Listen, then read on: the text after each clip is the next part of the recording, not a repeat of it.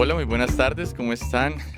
Bienvenidos a el quinto episodio de este viaje que ha sido revelador, dialógico, interesante, crítico, llamado Territorios en Tránsito, que nació como una idea desde la voluntad de generar espacios de diálogo en torno al territorio, ¿no?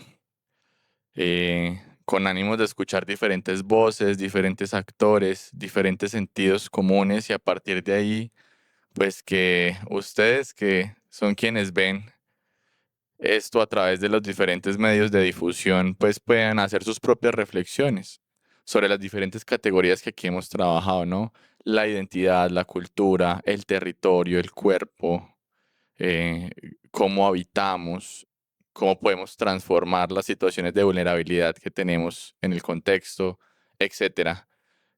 Simplemente a través de la conversación lo que hacemos es obtener ciertos insumos, ¿cierto? De proyectos, iniciativas, formas de posicionarse y desde ahí, pues nosotros poder pensar por nosotros mismos, que sería algo muy bonito si algún día lo podemos ver en el mundo. Este capítulo número 5, territorios en disputa, ruralidades, desarrollo y defensa del paisaje, justamente busca poner en tensión, les cuento que ahorita estábamos hablando aquí con Samantha y Sebas sobre plantas, sobre organismos vivos, antes de empezar la grabación, y llegamos a una prematura conclusión como que las categorías sobre las cuales se definen, digamos, determinadas situaciones del mundo, entre ellas las divisiones orgánicas, no orgánicas, las divisiones de especies, las taxonomías y todo esto, a veces parecieran resultar, digamos, ¿cómo habíamos dicho la palabra? Em, como muy Arbitrarias. arbitraria, ¿cierto? Un poquito arbitraria, rudimentaria, simplemente, de hecho, cito a una amiga que es bióloga y trabaja con el tema de frailejones, Angélica, un saludito, y yo le decía, bueno, ¿cómo pueden saber la diferencia entre una especie de frailejón y otra especie de frailejón? Y saber si es una especie o una subespecie del mismo o una especie distinta. Entonces me decía, eso va en dependiendo qué científico lo diga. Simplemente por el posicionamiento que tenga, pues tiene validez o no tiene validez. Obviamente bajo unas características de las que se pueden ligar, pero que finalmente son borrosas, ¿no? No hay como una unidad de medida exacta donde digan a partir de esta medida hace parte de o no. Y este ejemplo lo traigo porque precisamente en nuestro territorio, una de las categorías que se ha, digamos, fijado de una manera, digamos, ya casi que objetiva, como un sentido común, es la idea de desarrollo, de la cual les vamos a estar hablando un poquito, ¿cierto?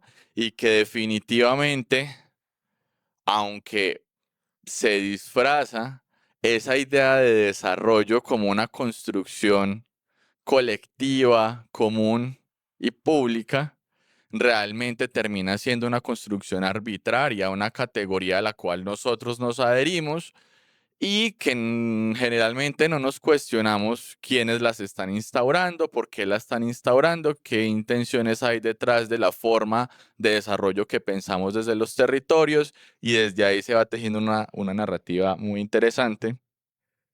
Saludo por aquí a mis amigos de Campo y Vida que justo ayer estábamos en un plan bien interesante con Lucho y José. Y resulta que hicimos un recorrido por las quebradas de Armenia, Miraflores, Quebrada Armenia, mirando cómo han sido, digamos, canalizadas, tapadas, contaminadas, los vertimientos de las zonas residenciales. De esta gran cantidad de proyectos residenciales están yendo a caer a estas quebradas. Y pues bueno, eso nos trae una cantidad de problemas, ¿cierto? Y pues justamente eh, hacíamos la reflexión, ¿no? Pasamos por el museo, justamente por este lugar donde estamos grabando hoy, y estaba haciendo un atardecer rojo, precioso, a eso de las 6 de la tarde, y no pudimos ver el atardecer porque justo aquí al frente hay un conjunto residencial, un edificio inmenso que nos tapaba justamente todo el paisaje, ¿cierto? Y entonces hacíamos la reflexión como, venga, ¿y qué pasa cuando los espacios de paisaje, los espacios estéticos de los lugares que habitamos terminan siendo modificados y simplemente seguimos viviendo en esa dinámica y no pasa nada, ¿cierto? Para hablar de ello, justamente tenemos aquí a dos invitados que han trabajado temas relacionados y pertinentes con estos temas. Ella es Samantha Arango Orozco, antropóloga, actualmente coordinadora de comunicaciones y pedagogías de la organización quindiana Amar es Más. Samantha, bienvenida. Muchas gracias. Y tenemos también a Sebastián López Cárdenas, él es politólogo, especialista en agricultura regenerativa, y este muchacho pues está en varios proyectos que justamente me gustaría que ambos contaran un poquito más de la historia, de los proyectos que han venido desarrollando, de las experiencias que han tenido y justo ahorita en qué andan ustedes. Samantha, por favor. Listo. Muchas gracias por la invitación a todo el equipo de Territorios en Tránsitos. Me parece muy afortunado que comiences el tejido de la conversación precisamente como haciendo esta relación entre hongos, porque estábamos hablando de los hongos, ¿cierto? Y como hasta dónde llegan los límites de los hongos y el tema del desarrollo. Precisamente porque creo que otros seres y la naturaleza son los que nos permiten también comprender cómo nos hemos construido alejados de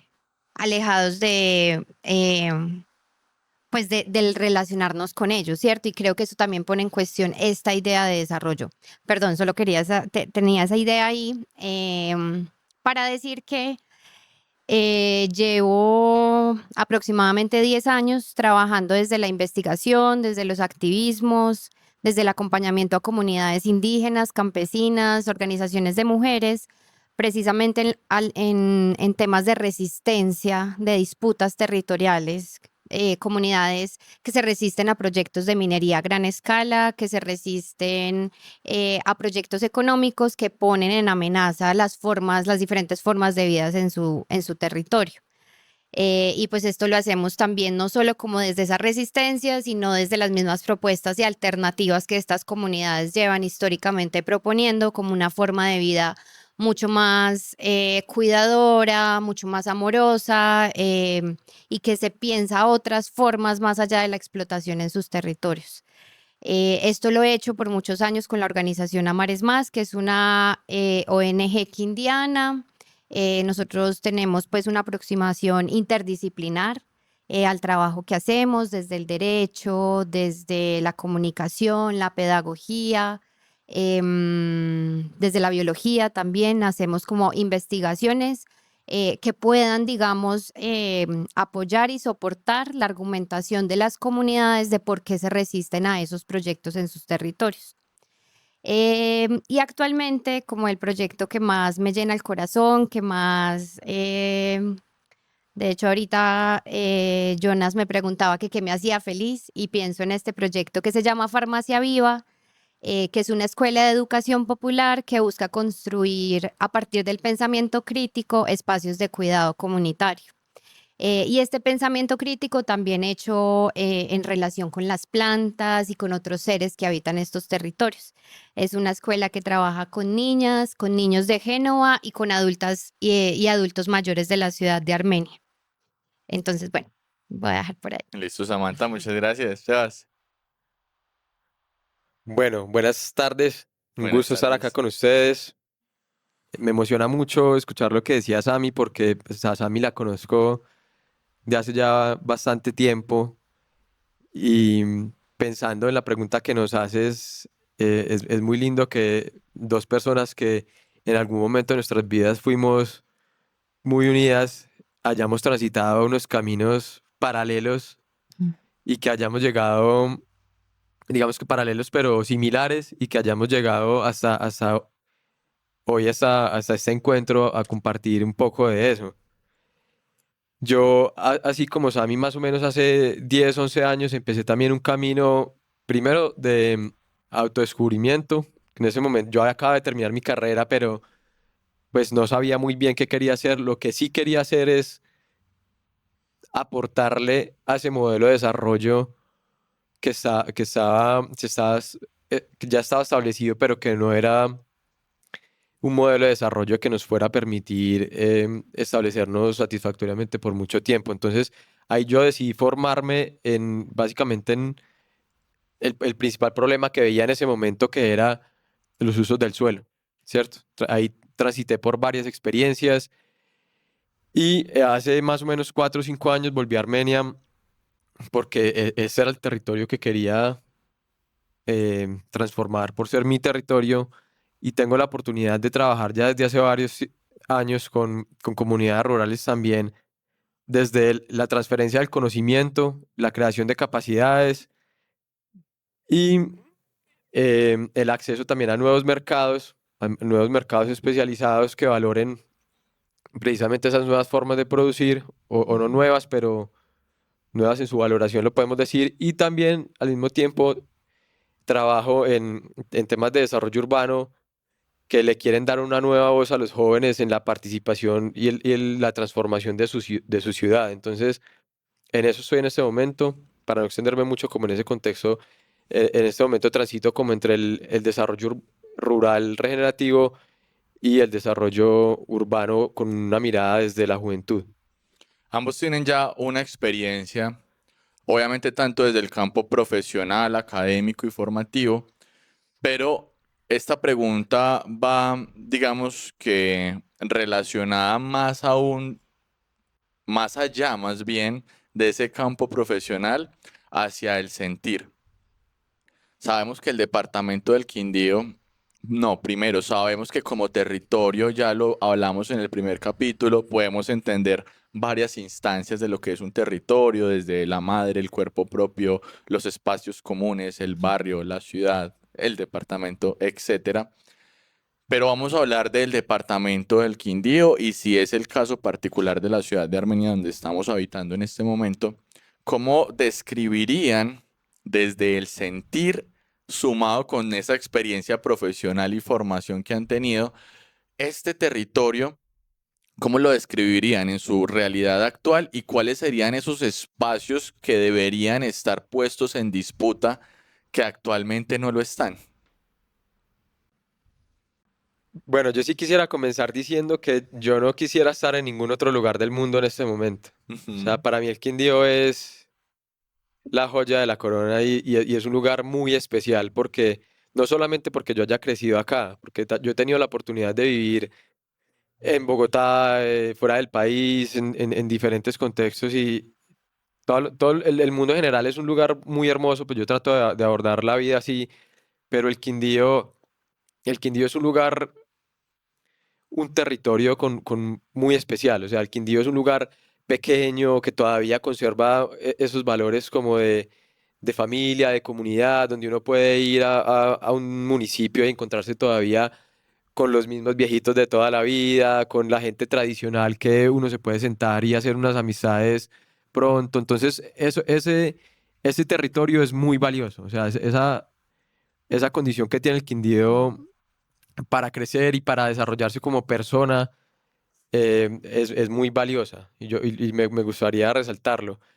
Pero al mismo tiempo, y no como añorando esos tiempos pasados, es un lugar que ha cambiado demasiado. O sea, es un lugar que es difícil para los jóvenes. O sea, yo me pongo como también en esa posición, y yo he llegado a valorar esto en este momento porque tuve la oportunidad de salir, de vivir, de hacer cosas que, digamos, que me llenaron personalmente, y ya me dejan estar en esta posición. Pero creo que sigue siendo un territorio difícil para los jóvenes, donde cada vez vemos que la población se está envejeciendo, y no solamente en el campo, sino también llegan muchas personas de otra ciudad, llegan personas con unas visiones de lo que es este departamento diferentes, Ujú. y eso, pues no quiero entrar en si está bien o mal, pero eso genera muchas más presiones para el desarrollo, para la forma en la cual la ciudad se configura. Entonces, yo creo que el Quindío está en este momento en un momento como de reconfigurarse y de volver, por ser un territorio tan joven. Pues tenemos 50 y pico de años de creación política, eso también hace que no tengamos pues como una identidad propia, o sea, estábamos como bajo la identidad antioqueña, el viejo Caldas, entonces creo que estamos en un momento donde estamos consolidando una nueva identidad, que por eso estos espacios son tan valiosos y pero que todavía tienen unos desafíos bastante grandes sobre todo para esa población joven. Lo voy a dejar ahí. Listo, Sebas. Sammy, ¿cómo lo sientes? Sí, coincido mucho con Sebas. Y también como Sebas, he estado por fuera en otros lugares, he experimentado otros territorios y también cuando decidí volver fue como una cosa que venía de las entrañas, como de yo necesito volver a este lugar que es mi casa, porque lo siento como mi casa. Es el único lugar que siento como casa. Creo que tiene que ver claramente pues porque crecí acá, porque la mayoría de afectos los creé también en este lugar. Acá aprendí a conocer el mundo también. Y creo que eso para mí ha sido muy importante porque yo un poco siento que mi visión y mi perspectiva del mundo es así atiborrada como la montaña, ¿cierto? Como en esa complejidad que es la montaña y eso se lo agradezco a este territorio. Como yo siento acá en las montañas del Quindío, en este territorio, como si es tanta la vida, como es tan diversa la vida y es tan desbordada la vida, que siento que así también construimos nuestras formas de ver em, y de experimentar y de relacionarnos con el mundo.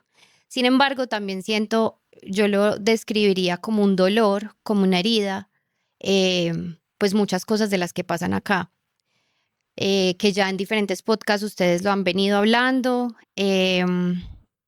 pero sí hay como mucha desidia, por ejemplo, con el tema de los jóvenes. em, Acá es muy difícil, o sea, acá es muy difícil pensar en otras posibilidades.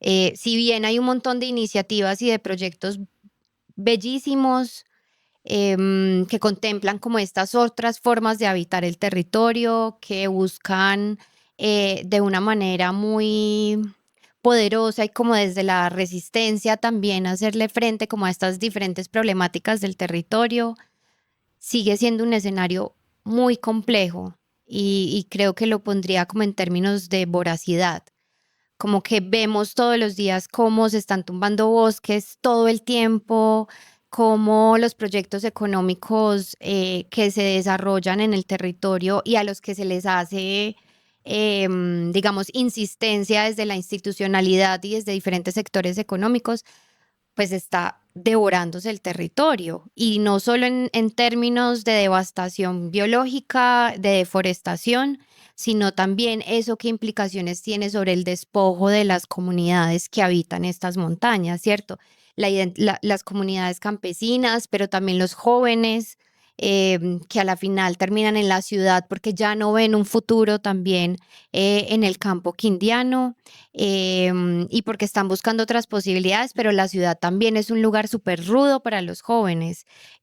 Como tenemos un montón de problemas con el tema de la drogadicción, por ejemplo.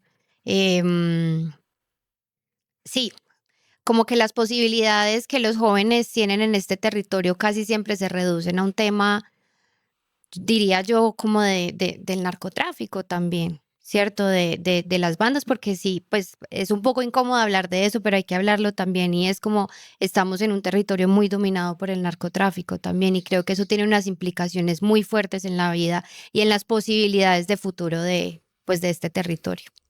Yo noto algo muy particular y lo hablaba ayer con los muchachos, y es que pareciera que en otras zonas del país, incluso en otros países, tienen unas narrativas de desarrollo, ¿no? Arturo Escobar en su texto La invención del desarrollo nos habla de imaginarios civilizatorios.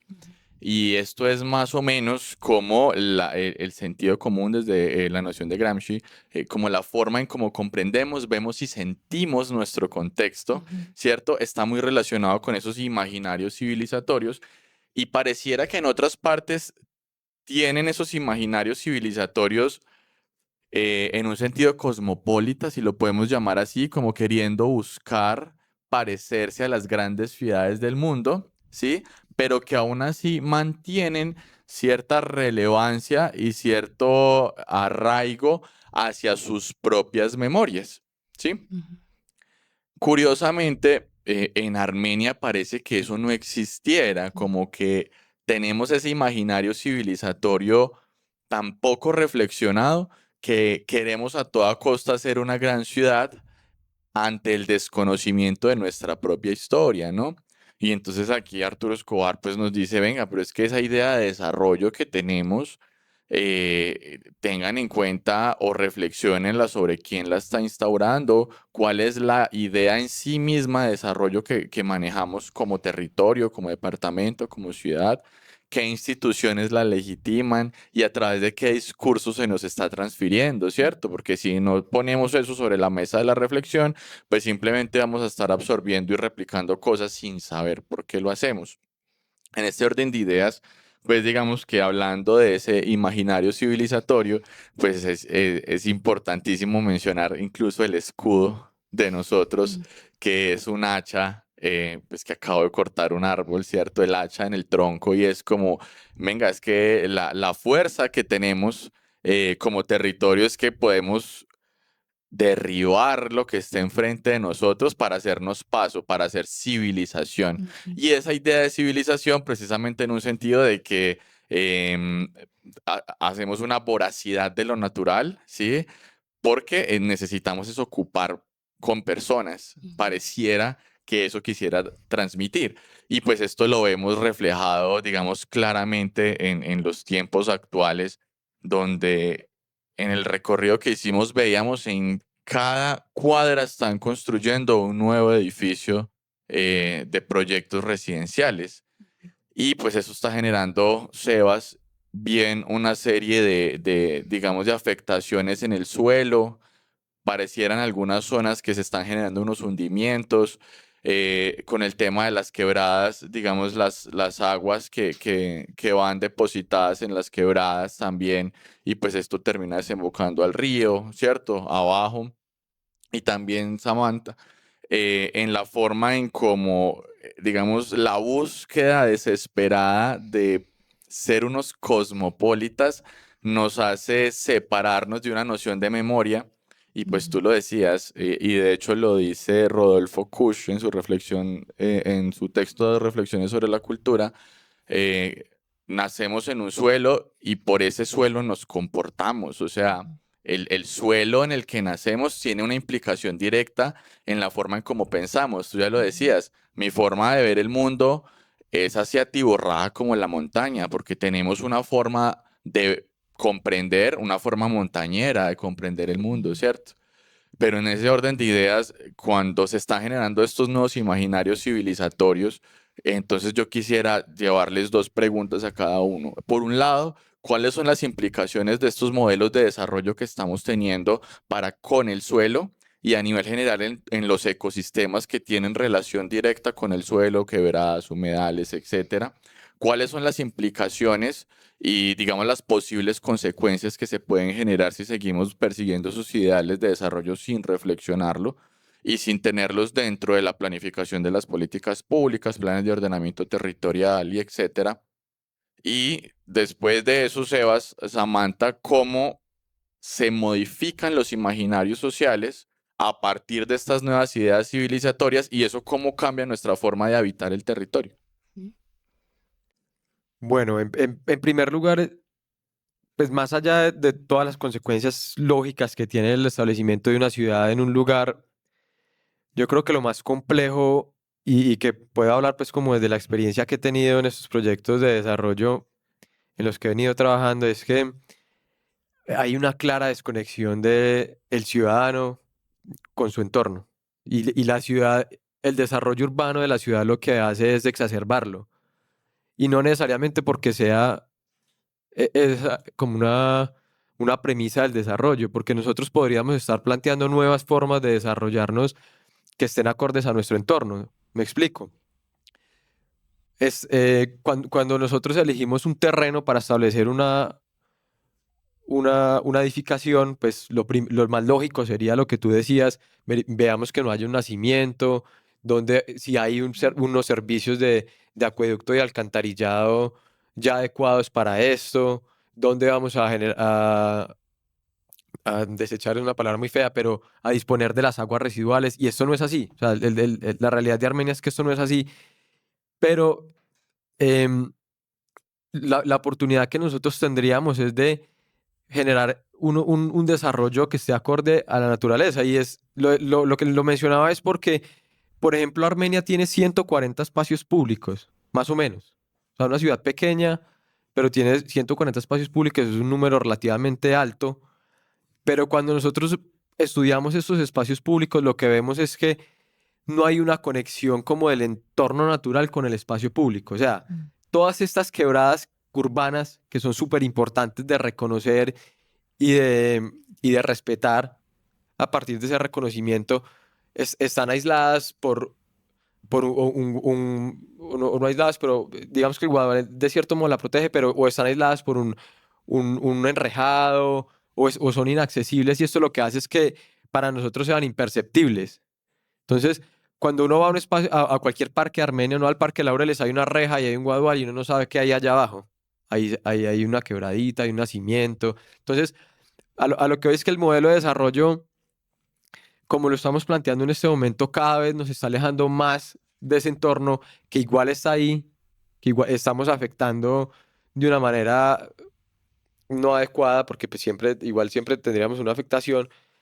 Y el principal problema, como yo lo veo en este momento, es que esa desconexión que hay, donde nosotros cada vez nos alejamos más de lo que hay en nuestro entorno y no lo valoramos al punto en que lo podamos respetar. Por ejemplo, al lado de mi casa hay un terreno baldío, y una vez yo estaba en la ventana y vi un zorro ahí en la ciudad. O sea, es el centro de Armenia profesionales, y un zorro ahí. Entonces, a eso a mí me generó como muchos cuestionamientos, porque era como yo estoy acá en el centro de Armenia y hay un animal como el zorro que me está indicando que hay, hay animales en los que él pueda depredar para sobrevivir, y nosotros hoy en 2025 ni sabemos que eso está ahí ni cómo podemos configurar nuestro modelo de desarrollo para permitirle a ese animal seguir habitando el territorio.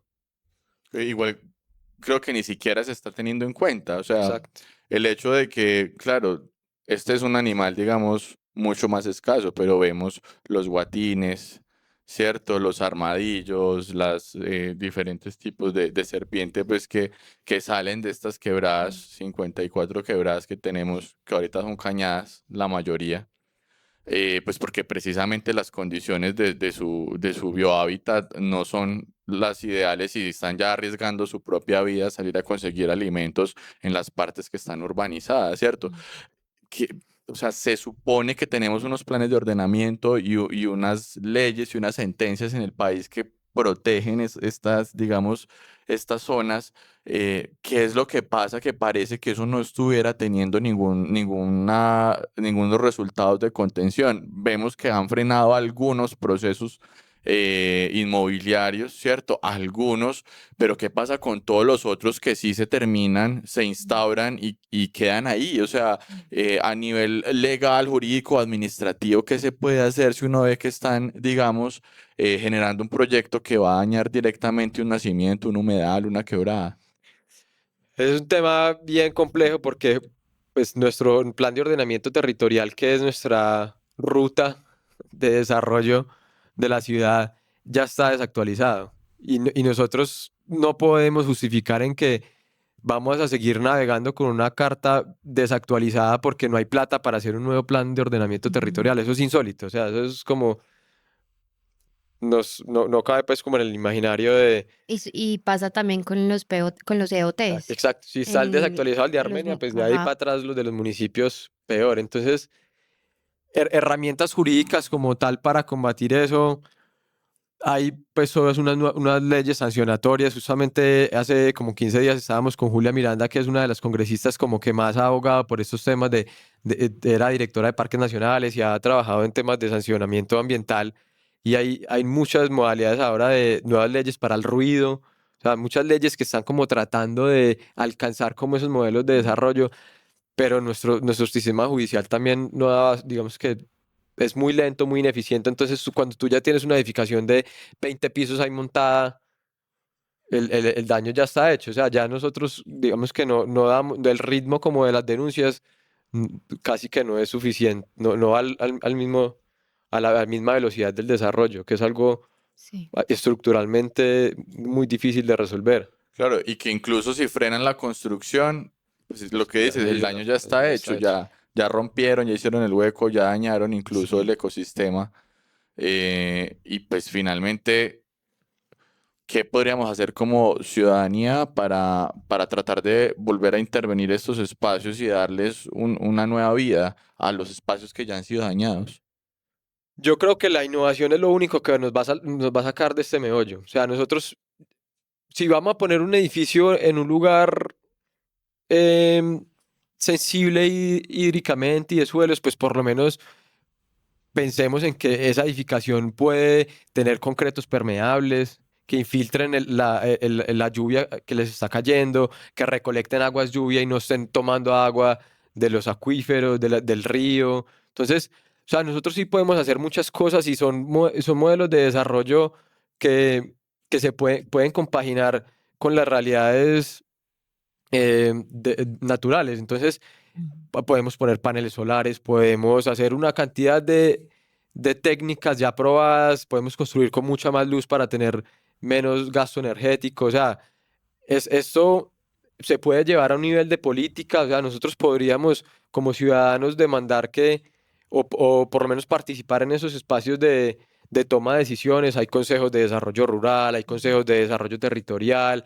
En realidad hay muchos espacios de participación social abiertos y si tú así hablas con la gente, seguramente te van a decir, no, es que vamos y hablamos y proponemos, pero no nos escuchan. Ujú. Pero hay que hacer la tarea. O sea, esos espacios están abiertos y esos espacios hasta cierto punto tienen un nivel em, donde a los tomadores de decisiones se les exige que sean consultados y escuchados adopten muchas de esas recomendaciones. Nosotros podemos hacer comentarios sobre los planes de desarrollo. Cada 4 años renovamos pues los planes de desarrollo de nuestros territorios. Entonces, eso hay que hacerlo. O sea, nosotros no podemos ser ajeno a lo político porque si no otras personas van a tomar las decisiones por nosotros. Y al final las instituciones también son personas, ellos también seguramente tienen una visión del territorio y pueden tener hasta la mejor intención, pero nosotros como personas que nos interesa aportar a un desarrollo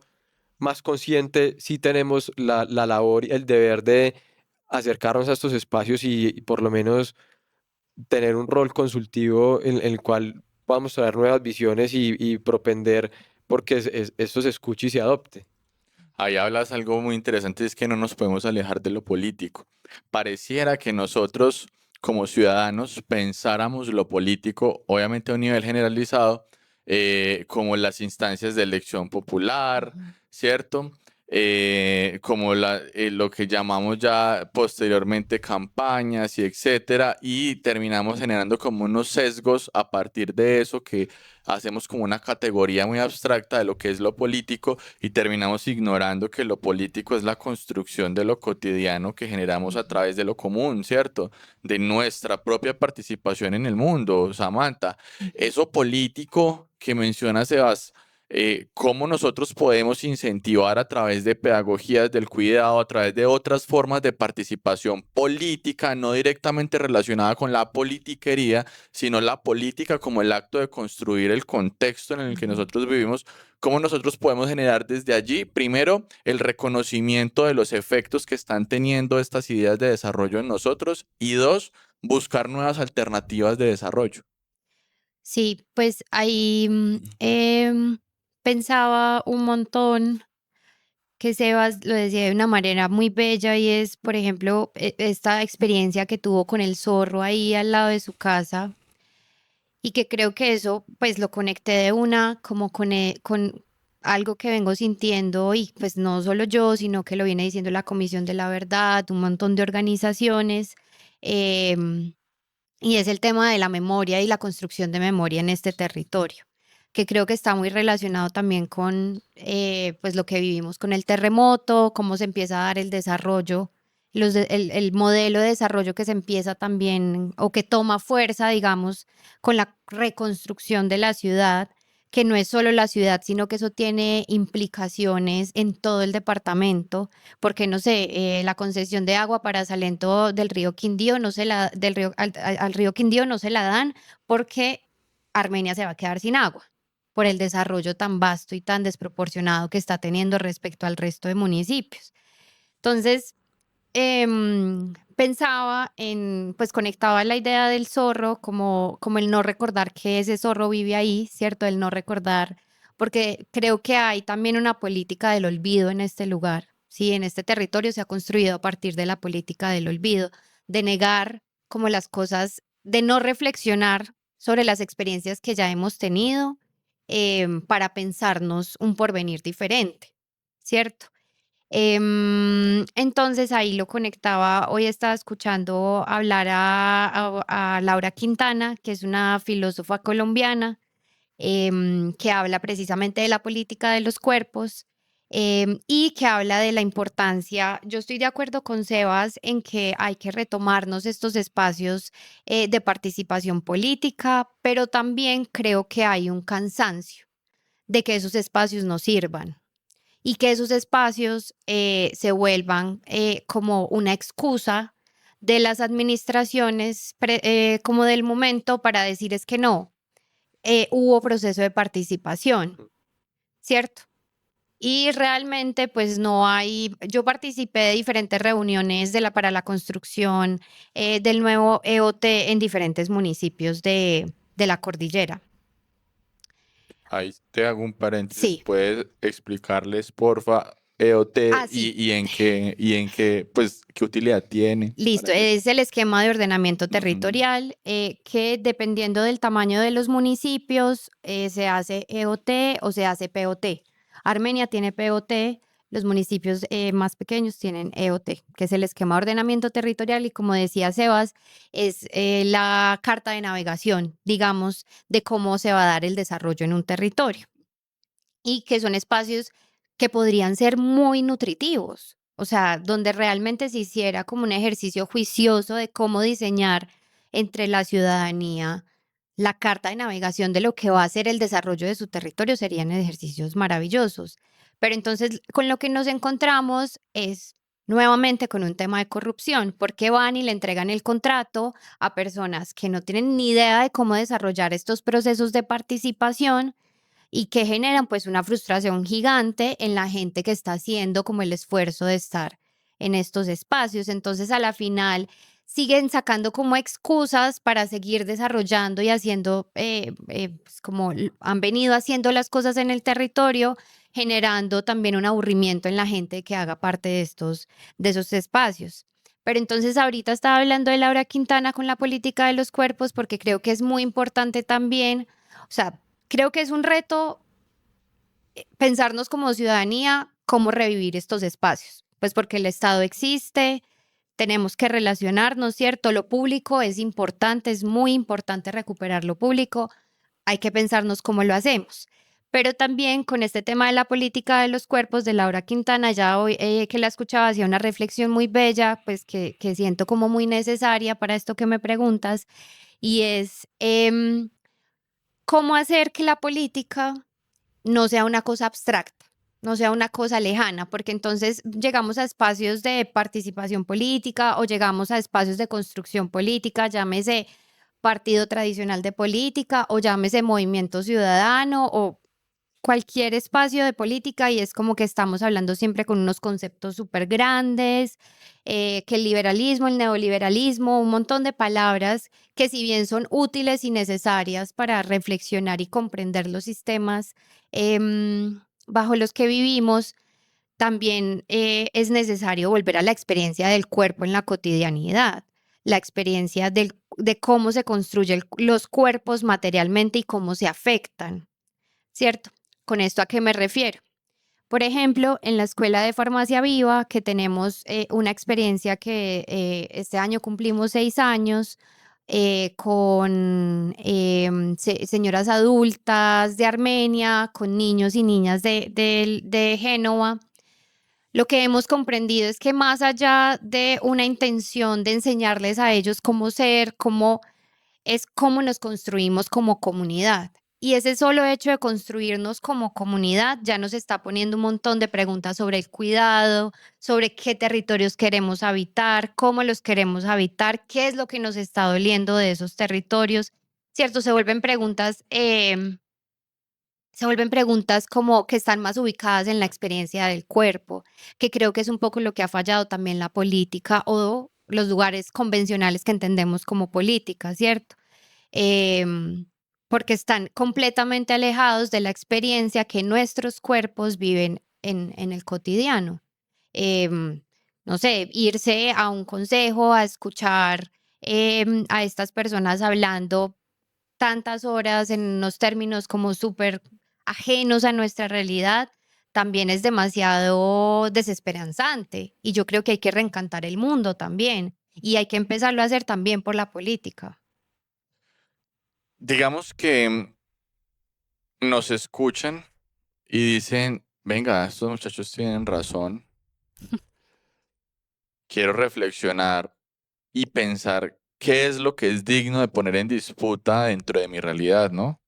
Aquí cabe pues mencionar que Laura Quintana, digamos, para el tema de la política de los cuerpos, eh, basa todo su sustento epistemológico en Rancière, en el Ujú, reparto de lo sensible, y aquí va algo bien importante, y es cómo está dispuesto el mundo, ¿cierto? Para que nosotros lo experimentemos. Y justamente eso es lo que estudia en gran parte la estética, ¿cierto? ¿Qué pasa cuando yo experimento a nivel corporal el mundo en mi contexto inmediato y no estoy de acuerdo, no me gusta, no estoy cómodo? Ya a nivel material, ¿qué puedo hacer como ciudadano de este territorio para empezar a movilizar otras formas de disputar esos espacios? ujú. Yo creo que, pues, bueno, sí, hablando de Laura Quintana otra vez, pero para conectarlo pues con nuestro territorio, ella habla de la importancia, por ejemplo, de la rabia, ¿cierto? Y pensaba, por ejemplo, en la Escuela de Farmacia Viva, pensaba en el proyecto que Sebas ahorita nos contaba sobre jóvenes que están pensándose otras formas de desarrollo en la ciudad. Y creo que como esta insatisfacción, esta necesidad de construir otras formas, porque si no nuestros cuerpos no van a tener cabida en este territorio si seguimos bajo las lógicas em, actuales, generan también la necesidad de juntarnos. Y creo que eso es súper poderoso en estos momentos. Como ahorita que hablabas de cómo se construyen como estos imaginarios sobre el desarrollo, cómo se construyen, se imponen estos imaginarios también de una forma de desarrollo. Yo ahí soy un poco muy crítica, yo no creo en el proyecto de desarrollo, pero creo en proyectos que se están pensando otras formas. ¿Cierto? Yo ya es una cosa como más filosófica mía que no cree en esa palabra, pero creo en los proyectos que se están pensando otras formas de diseñar la ciudad, ¿cierto? Entonces pensaba como en que esta imposición de una forma de comprender y de ser en el mundo también se ha hecho mucho desde la separación y desde la búsqueda de que no nos unamos y no nos encontremos para pensarnos otras formas. Y que creo que ahí está lo valioso como de estos espacios donde son los mismos cuerpos de jóvenes, de niños, adultas mayores que viven en los barrios, que viven en las veredas, que a través de su experiencia, que es igual de válida a la que se puede dar en la academia o la que se puede dar en en los lugares, digamos, de política tradicional, se juntan para desde ese lugar pensarse otras formas. Creo que ahí ya hay un cambio como material súper preciso, porque es como vamos a tomarnos el poder nuevamente. Así no sea desde las instancias como tradicionales y convencionales que entendamos por política, ¿cierto? Como no público administrativo Exacto, necesariamente. exacto. Como que siento que ahí hay una potencia súper grande y más en un momento donde todo nos dice, las redes sociales, las nociones de éxito, como bueno, un montón de, como que llamarlo eso, como líneas discursivas que nos dicen todo el tiempo hacer vida sola, ¿no? Como usted, sálvese quien pueda. Ujú. como en un momento donde estamos viendo genocidios, donde estamos viendo cuál es la relación, por ejemplo, de lo que está pasando en Palestina también con lo que pasa acá en Colombia y en Latinoamérica, ¿cierto? O sea, es un momento que yo creo que el mundo nos está reclamando y la humanidad nos está reclamando a juntarnos, a repensarnos esto, porque estamos en un momento de crisis. Mira que hablas de algo que me parece vital y es esto de que pareciera que todas las dinámicas discursivas contemporáneas buscan separarnos, ¿no? Incluso he visto en la literatura estos libros de piense y hágase rico, cómo influir en las demás personas, que el club de las 5 de la mañana, no sé qué, Ujú, y es todo relacionado con que te empoderes de ti mismo, vibres positivo ujú, y generes riqueza a partir de tu existencia, eh, ignorando completamente que existimos en un mundo que está tejido de una cantidad de variables que actúan colectivamente, ¿no? No ujú, solamente la variable humana, tenemos que juntarnos como humanos, ¿no? ujú, Pero también relacionarnos adecuadamente con todas las otras variables económicas, políticas, culturales, naturales, ujú, orgánicas, no orgánicas, incluso ahorita con el surgimiento o la emergencia de estos sistemas algorítmicos que llaman inteligencia artificial. Debemos relacionarnos con todas las cosas y entendernos dentro de esa estructura compleja, pues para poder llegar a conclusiones que nos permitan tener una agencia en el mundo. ujú, Y esta palabra de agencia está bien importante porque creo que este discurso de desarrollo justamente nos separa de una agencia. Agencia como la capacidad de intervenir a través de la propia voluntad en una construcción colectiva del contexto en el que uno mismo vive, ¿cierto? Que Donna Haraway lo llamaba por ahí como simpoiesis, ujú, esa construcción colectiva de lo real. Y claro, precisamente este ideal de desarrollo pareciera que nos aleja de una agencia de transformarlo y ujú, más bien nos acerca hacia una, le llamaría yo entre comillas, una domesticación del ciudadano, donde cumple un rol de consumo específicamente para poder mantener todos esos sistemas hegemónicos y además homogenizantes del comportamiento, ¿cierto? Por aquí Gonzalo Sánchez en el 2006 publica con el Instituto Colombiano de Antropología e Historia, el ICANN, un texto que se llama Guerras, Memoria e Historia. Y nos trae un concepto que son memorias fragmentadas. Entonces nos dice, nos estamos pensando en la memoria de los territorios, ¿cierto? Él lo piensa en el contexto de la violencia del país, pero aquí tiene una relevancia significativa movilizar este concepto.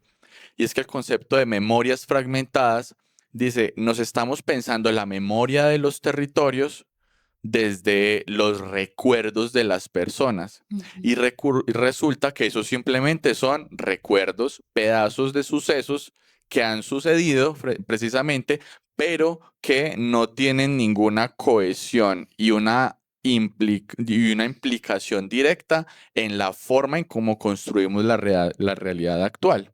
ujú, Nos dice, eso que hacemos como esa nostalgia de pensar otros momentos, hayan sido mejores o hayan sido unos momentos críticos que nos hicieron reflexionar en aquella época, pero que hoy en día no lo hacemos, él lo llama memorias fragmentadas precisamente porque dice, nos estamos acordando bien, pero ¿qué pasa con acordarnos? No estamos haciendo nada con ello. Entonces, si realmente el sentido de la memoria, y voy a citar aquí, plantea que la memoria no solo es recordar el pasado, sino que debe ser una forma de disputa política ujú, por el sentido del presente. ujú, Entonces hacemos memoria, o sea, hacer memoria realmente es poder disputar nuestra realidad actual, ujú, que es lo que, por ejemplo, yo llamo tener una agencia en el mundo, ¿cierto? ¿Cómo movilizar eso que llamamos? Y nos dice, pues, a ver, yo lo traigo aquí y en el departamento del Quindío, eh, podríamos pensar que tenemos esa presencia de memorias fragmentadas, ¿no?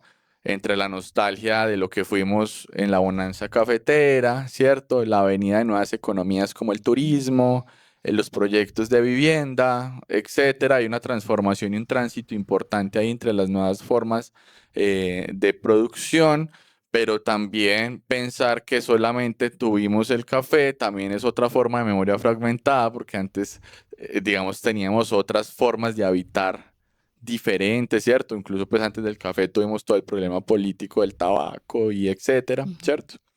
Entre promesas de desarrollo y el olvido de las prácticas campesinas, y entre los discursos institucionales y las memorias de la tierra, del agua y del trabajo, que pues ya en ese sentido marxista no olvidamos todo el trabajo que hay detrás de un producto del campo, ¿sí?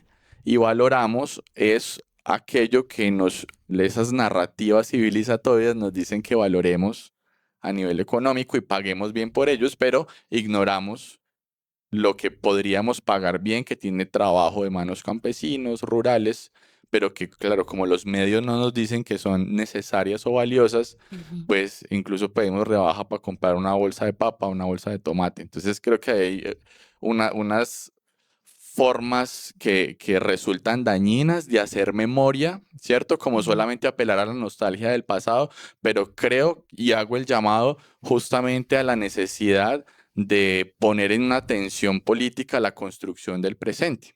Mm. Y pues a partir de allí, digamos ya para ir nosotros cerrando y dar paso a las preguntas, digamos, Samantha, con este trabajo que has tenido con comunidades rurales que digamos, nos comentabas ahorita, eh, ¿cuáles pueden ser, digamos, ese mapeo de los mayores conflictos a nivel rural, ¿sí? Que tú consideres que están presentes en el territorio quindiano al día de hoy, y cómo podemos nosotros reflexionarlos y buscar una salida a ellos. Bueno, eso es una pregunta muy difícil de responder, porque pues precisamente esto no es algo, digamos, solo del Quindío, sino es también como cómo se ha desarrollado el campo colombiano, ¿cierto? Y que eso a su vez está conectado a globalmente, pues, qué ha sucedido, digamos, o cómo se ha pensado el desarrollo de la agricultura, del campo, de quienes habitan ese lugar. Pero digamos que sí hay unas economías mapeables en estos momentos que desde la investigación que hemos realizado y como el trabajo que hemos hecho con diferentes organizaciones, vemos que están transformando drásticamente el territorio, que están despojando las montañas de campesinos, y que dicen vender una idea de como aumento en la empleabilidad, que es como un tema súper teso y súper grave acá en el Quindío, ¿cierto? El tema del desempleo. Entonces también cuando llega una empresa a decir como es que vamos a aumentar el empleo, pues claro, todo el mundo les recibe, les da la bienvenida, precisamente pues por como ese problema tan grande que tenemos con el tema del empleo. Pero bueno, entre esas economías, pues históricamente hemos tenido el monocultivo de café, que no creo que, quiero como hacer una aclaración, sobre todo porque estamos acá con Sebas, ¿cierto? Cuando yo hablo del café y del monocultivo del café, no quiere decir que todas las economías en torno al café sean necesariamente destructivas, Mm. ¿sí? Por eso hago como la aclaración del monocultivo a gran escala. Porque yo recuerdo, pues mi abuelo era caficultor y él sembraba el café de formas muy diferentes, donde el mismo cultivo era súper biodiverso. ¿Cierto? Entonces, digamos que, pero igual, sí existe en nuestro campo un monocultivo de café que es destructivo, que está atado a un montón de lógicas muy fuertes con los trabajadores recogedores de café. O sea, las cosas que se ven en las grandes haciendas de café en este territorio son muy particulares, son muy violentas, y que hablan mucho de esa concepción que tenemos también de quienes trabajan el campo, ¿cierto? Bueno, ahorita también el tema del monocultivo de aguacate es como, diría yo, que uno de los principales problemas de mayor concentración de tierra en el departamento. Hoy lanzamos una investigación con la organización y diferentes organizaciones del país sobre los impactos del aguacate Hass. Y precisamente en esa investigación a la que se unen diferentes departamentos que también pues tienen como un impacto muy fuerte por esta economía. Veíamos como el Quindío, siendo el departamento más pequeño de esos departamentos de la investigación, es el que más porcentaje en tierras para aguacatejas tiene. Y eso en un departamento tan pequeño, donde se ha dicho a través de diferentes estudios eh, que la biodiversidad acá es muy frágil precisamente como por esa abundancia en tan poco territorio, ¿cierto? Hay como más en menos territorio, entonces cuando ese territorio se devasta, pues más impacto hay sobre esa biodiversidad. Y si ahora eso lo contrastamos con esas cifras de hectáreas sembradas en monocultivo de aguacatejas, pues es bastante preocupante, sobre todo porque diferentes organizaciones y comunidades han denunciado irregularidades y malos procedimientos en el desarrollo de estos monocultivos. Y las autoridades competentes como la CRQ, el Ministerio de Ambiente, han dejado esos procesos sin desarrollar. Mejor dicho, es una economía súper voraz y súper como que en muy pocos años. O sea, yo tengo el recuerdo de Circasia, de la vereda como con pandemia, se llenó de aguacate. Y el tema no es solo el monocultivo, el tema es la tenencia de la tierra. ¿Quiénes son los dueños de esas tierras? ¿Cierto? En un estudio que hacíamos en Génova, parte de esta investigación que les digo que lanzamos hoy, veíamos cómo las escuelas rurales en Génova se están acabando, porque ya no hay niños que vayan a las escuelas rurales y eso es muy preocupante. O sea, eso es demasiado preocupante, es como el campo se está quedando solo, precisamente porque hay una concentración de tierra súper fuerte para los monocultivos de aguacatejas. Y de ahí para adelante todos los impactos que tiene el aguacate sobre las fuentes hídricas, que ya hay un montón de ejemplos en Chile, en México. Entonces, bueno, ahí como que también, pues muy bacano y muy poderoso que estemos acá con Sebas, porque precisamente Sebas se está dedicando a acompañar procesos que buscan formas de agricultura, digamos, diferentes a estos modelos. Y que yo creo que están muy conectados tanto el café como el aguacate, monocultivo de plátano, o sea, el tema es el modelo de cómo se piensa esa agricultura, ¿cierto? Más allá de si es uno u otro, es cómo se piensa esa forma de hacer agricultura, que creo que en el Quindío pues tiene como unos impactos súper fuertes. Ya lo habíamos dicho, el tema del desarrollo urbano. El tema del desarrollo urbano pues está generando como un montón de conflictos. El tema del desarrollo, y el turismo, que ya en diferentes podcasts pues se ha hablado sobre, sí, el modelo tan voraz que entonces ahí vemos como no es solo el aguacate que deja el campo, digamos, despojado de personas, que los deja solo, sino también el turismo, pues la cantidad de fincas que están solo para recibir. Y te sumo ahí, ¿no? Ujú. Los proyectos inmobiliarios, Exacto, que no son precisamente turismo, sino ocupación ocupación permanente, ¿no? permanente, sí. Sebas, Samantha nos hizo aquí una taxonomía de Intenté. los problemas actuales en el territorio. ¿Cómo podemos pensar para ellos una transformación desde el suelo?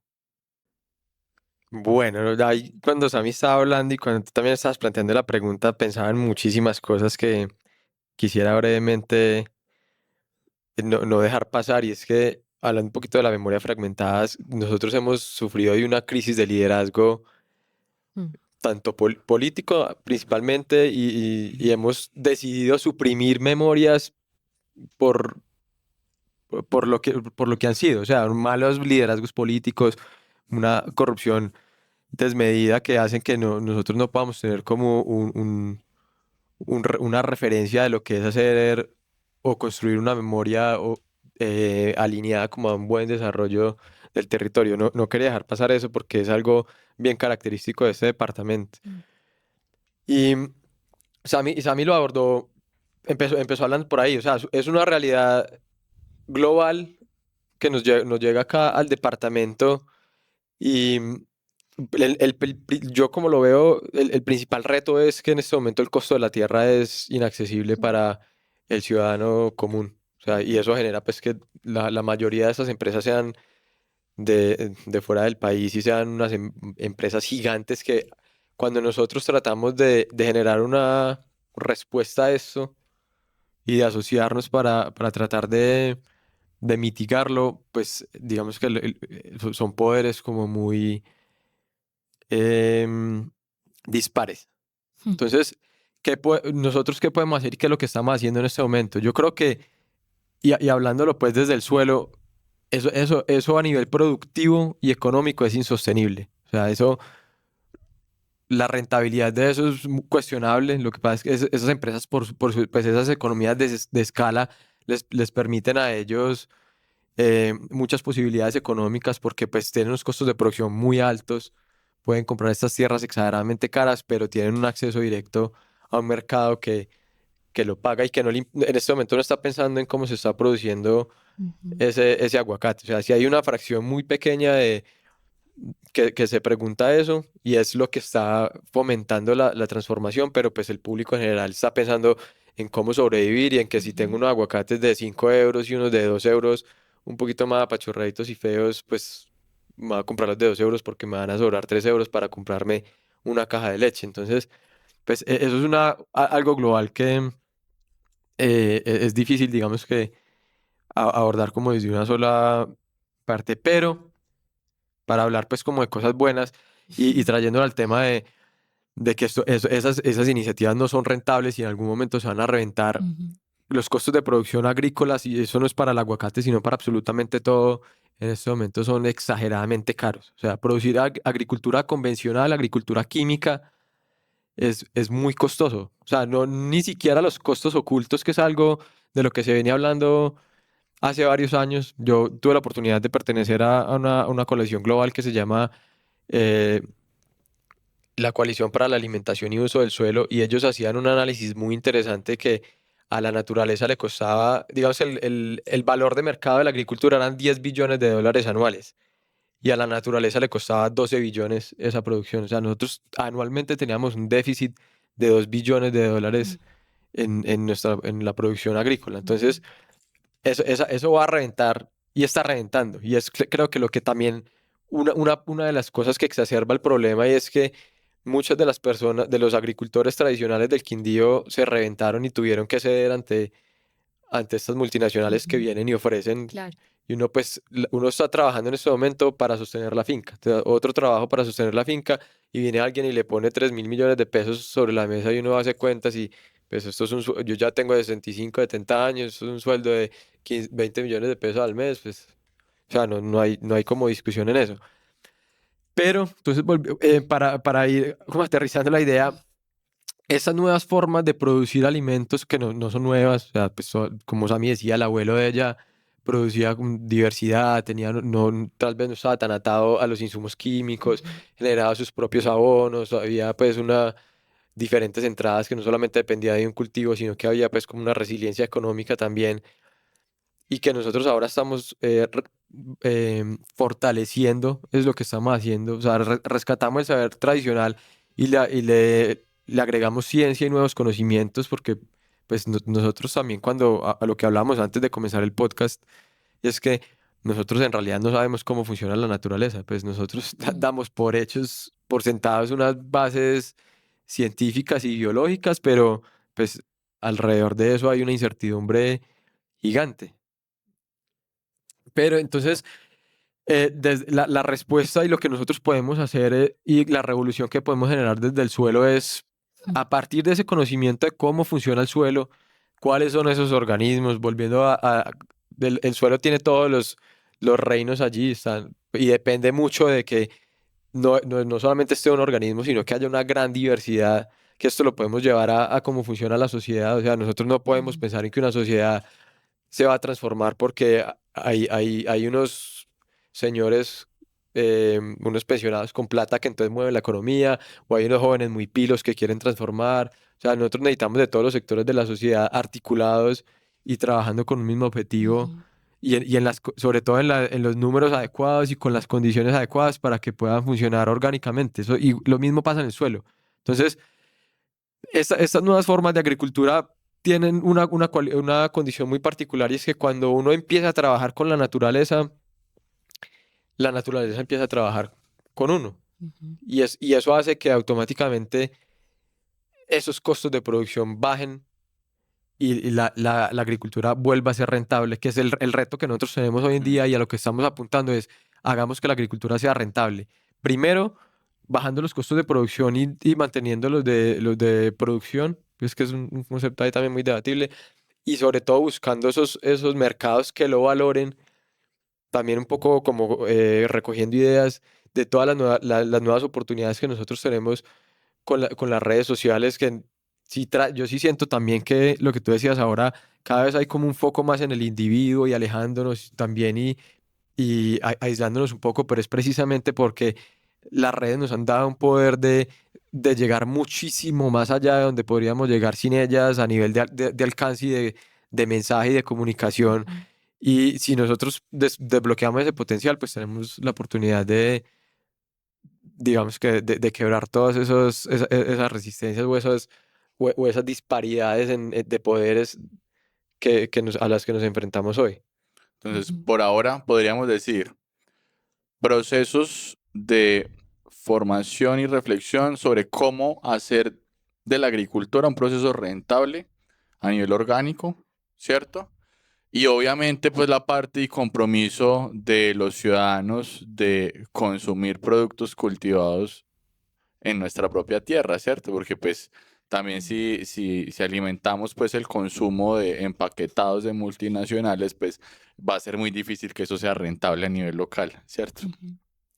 Seba, Samantha, muchísimas gracias Gracias. por estas reflexiones, estas palabras, que créanme que han habido varias muy potentes. Em, Nos llevamos una forma de posicionarnos, de comprender por lo menos qué es digno o necesario disputar en los tiempos de hoy. Un abrazo para todos y los esperamos el siguiente lunes a las 4 de la tarde aquí en el Museo del Oro para ya nuestro último capítulo de Territorios en Tránsito. Chao, chao. Chao.